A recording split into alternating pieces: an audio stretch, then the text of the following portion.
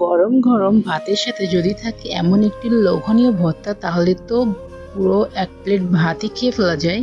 So hello everyone, আসসালামু আলাইকুম। তো আজকে তোমাদের সাথে এমন একটি ভর্তার রেসিপি শেয়ার করব, যে ভর্তা তোমরা একবার খাইলে বারবার খেতে চাইবে, এতটা মজা হয় এই ভর্তাটা। তো আজকে বানাবো হচ্ছে কলমি শাকের ভর্তা। এটা কিন্তু অনেক মজা খেতে। তো চলো কিভাবে বানাতে হয় তোমাদেরকে দেখাই। তো তোমরা দেখতে পাচ্ছ এখানে আমি ফ্রেশ ফ্রেশ কলমি শাক নিয়ে নিয়েছি। তো কলমি শাকগুলো এখন আমি কেটে ভালো করে ধুয়ে নিব। তো তারপর একটা প্যানে খানিকটা সরিষার তেল দিয়ে এখানে দিয়ে দিব হচ্ছে রসুন। তো রসুনগুলো দিয়ে একটু নাড়াচাড়া করে তারপর যখন একটু রসুনটা নরম নরম হয়ে আসবে তখনই কিন্তু এর ভিতরে দিয়ে দিব হচ্ছে পেঁয়াজ কুচি। তো এই পর্যায়ে পেঁয়াজটা দিয়ে দিলাম। তো পেঁয়াজটা দিয়ে এখন আমি দিয়ে দিব হচ্ছে বোম্বাই মরিচ 3টা, তারপর দিয়ে দেবো হচ্ছে শুকনো মরিচ 5-6টা মতো। তো দিয়ে এগুলোকে এখন আমি ভালো করে বাদামি কালার করে আমি এটাকে ভেজে নিব।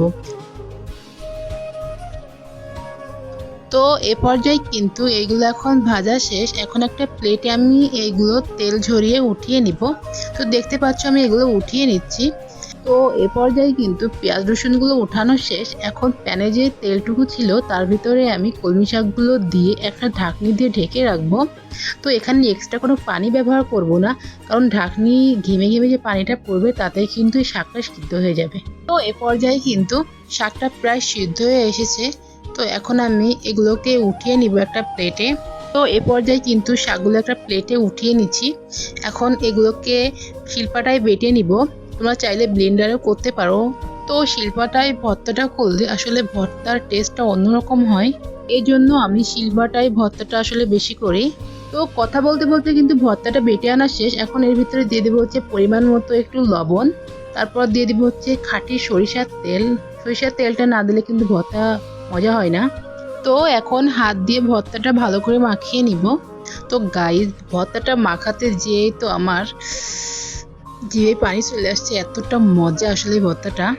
তো ভর্তাটা আমার মাখানো শেষ। দেখো কতটা লোভনীয় লাগছে ভর্তাটা দেখতে। চলো এবার ভাত দিয়ে খেয়ে দেখা যাক যে আসলে ভর্তাটা কেমন হয়েছে।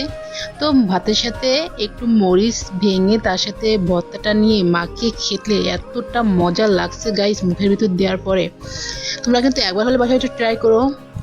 তো আমাদের বাসায় কিন্তু সকলেই ভর্তাটা অনেক পছন্দ করছে, বিশেষ করে আমার আব্বু বলছে আর একবার বানিয়ে দিতে ভর্তাটা, এতটা মজা লাগছে আব্বুর কাছে। তো গাইস, আজকের ভিডিওটা এই পর্যন্ত। দেখাবে নেক্সট কোনো ভিডিও। সে পর্যন্ত তোমরা ভালো থাকো, সুস্থ থাকো, অ্যান্ড আল্লাহ হাফেজ।